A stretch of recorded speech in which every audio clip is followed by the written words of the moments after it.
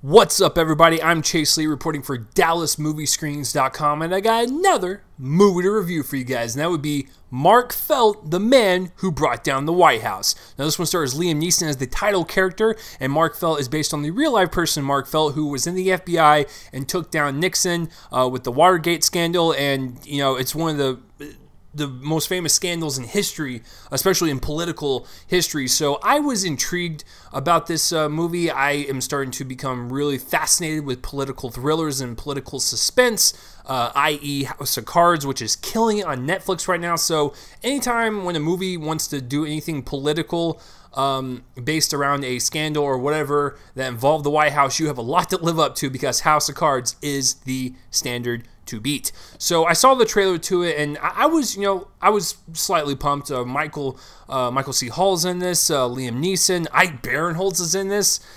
That guy's career, it's going places. Anyways, so I was intrigued by the trailer enough to see it and get excited for it. And this is an average movie at best, and it's actually slightly worse than an average movie. So let me explain myself. So let's get real and break this down. So let's start with the positives. The positives of the film, the acting. I do love everyone's performances. They are given this material and they elevate it, and they kind of heighten it to a lot better degree than what the movie deserves, because the thing wrong with the movie is that this is not really a stretched out narrative that really sinks your teeth into the Watergate scandal. It's more of like just little blurbs of information that was passed on to these people to really kind of connect the dots to take him down.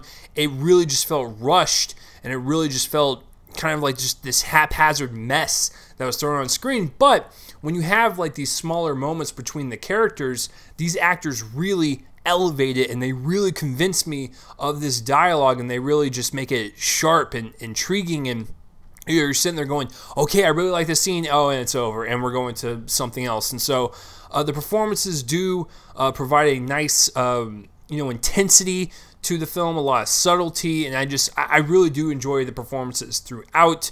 The production design and the overall look, the 70s look of the film does look authentic. It looks real, and it does provide that extra 70s flavor to the movie.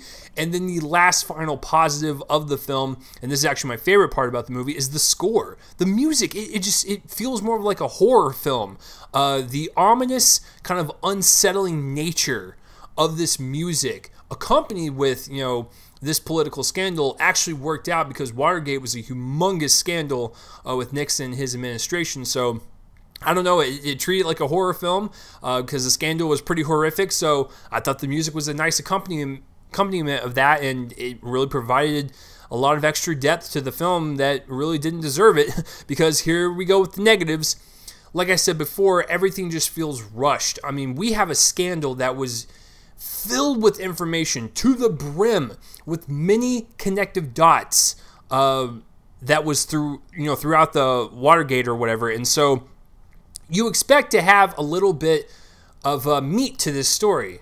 It's not. It's very shallow, and it's very thin, very just average, just straightforward. Like, he's got this information. All right, let's jump ahead 2 weeks. All right, we found some more information. All right, let's jump ahead 3 years. All right, we found some more information. Let's nail this guy. And it's like, can we focus on a scene and kind of marinate it for just a little bit before we move on? So I thought the film was quite rushed and really didn't have any time to settle and let you feel just the weight and the emotional baggage that came with everything that was happening around this time. You never really felt that extra oomph to the movie. It was just very, very shallow, and that had to go with the cinematography as well.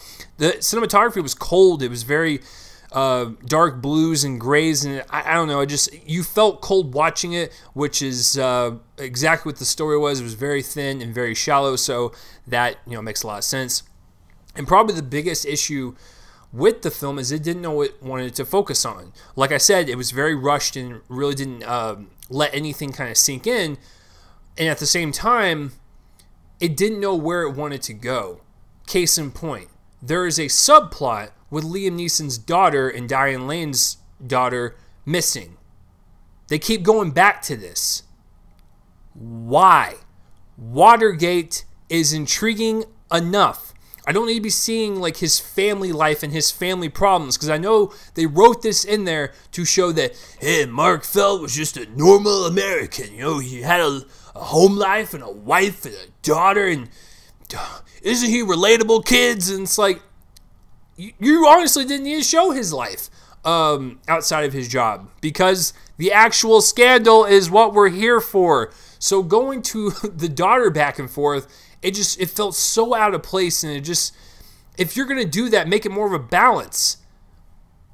I mean, I don't care about seeing people's home lives. I don't prefer it in this movie, but if you're going to do it, make it a balance. Have it split up between Watergate and your missing daughter. Like, that's a subplot. They're looking for their daughter. Why is that in there? So, whatever. I overall didn't really care for this movie. The score is probably my favorite thing about the film. Very kind of a horrific undertone, which I really appreciate. Liam Neeson does bring it, and a couple of the supporting cast members also bring it in a very forgettable and bland political thriller when you have the likes of House of Cards kicking your ass on Netflix. I'm sorry, you gotta live up to it. So I'm gonna give Mark Felt, the man who brought down the White House, a C-.